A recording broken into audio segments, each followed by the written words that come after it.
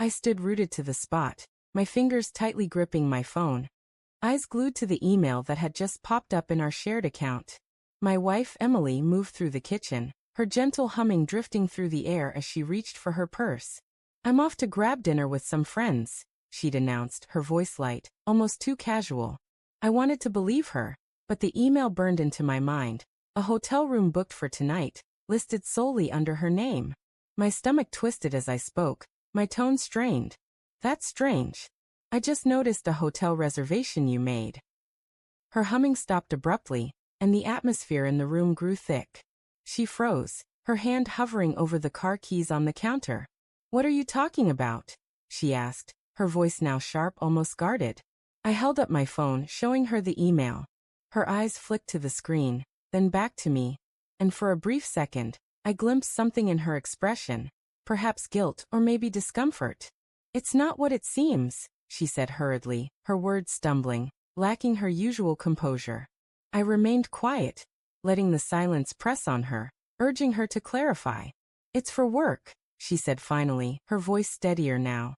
"A client's visiting for one night, and I booked the room for them. I'm just meeting them for dinner first." Her explanation sounded plausible, but something in her tone felt rehearsed, as though she'd prepared for this moment. I gave a slow nod, avoiding an argument, but my thoughts churned. Why hadn't she mentioned this before? And why was the reservation in her name, not the company's? I watched her leave, her car pulling out of the driveway, leaving the house in a heavy stillness that deepened my doubts. Sitting at the kitchen table, I stared at the email again, trying to piece it together. Emily had been distant lately, late nights at the office, vague answers about her day. I'd dismissed it as stress, but now I wasn't so sure. Almost on impulse, I opened my laptop and checked her calendar. There it was. Dinner with friends, 7 p.m. No mention of a client or a hotel. I told myself I was overthinking, but the unease ate at me. Grabbing my keys, I drove to the restaurant she'd mentioned, a trendy spot downtown. Her car was there, parked neatly in the lot. I sat in my truck watching the entrance, feeling like a cliché from a cheap suspense film. A group spilled out, laughing, but Emily wasn't with them. Then I saw her, stepping out alone, her face lit by the glow of her phone as she glanced at it. She didn't look like someone heading to a relaxed dinner with friends.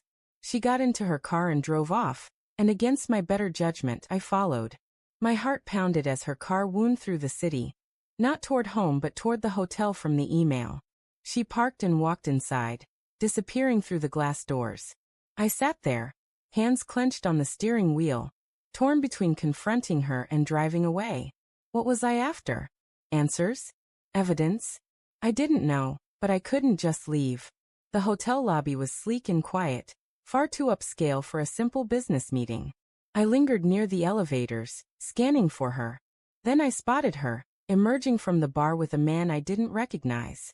He was older, sharply dressed, his hand brushing her arm as they shared a chuckle. My chest tightened. She hadn't lied about a meeting, but this didn't feel professional. I slipped behind a pillar, feeling ridiculous but unable to look away. They headed toward the elevators, and I followed at a distance, my pulse loud in my ears. They stepped into an elevator, and as the doors slid shut, I caught a glimpse of her face, calm, almost happy in a way I hadn't seen in months. I took the next elevator, my mind a mess of anger and disbelief. When I reached the floor listed in the email, I hesitated. What was I doing? Confronting her could ruin everything, but turning back felt like giving up. I knocked on the door of the reserved room. No answer. I knocked again more forcefully, and after a moment Emily opened it, her face paling when she saw me. "Why are you here?" she whispered, glancing back into the room. The man was there, sitting on the edge of the bed, looking as shocked as she was. "We need to talk," I said, my voice steady despite the storm inside me. She stepped into the hallway, closing the door behind her. In that moment, I knew our lives were about to change forever.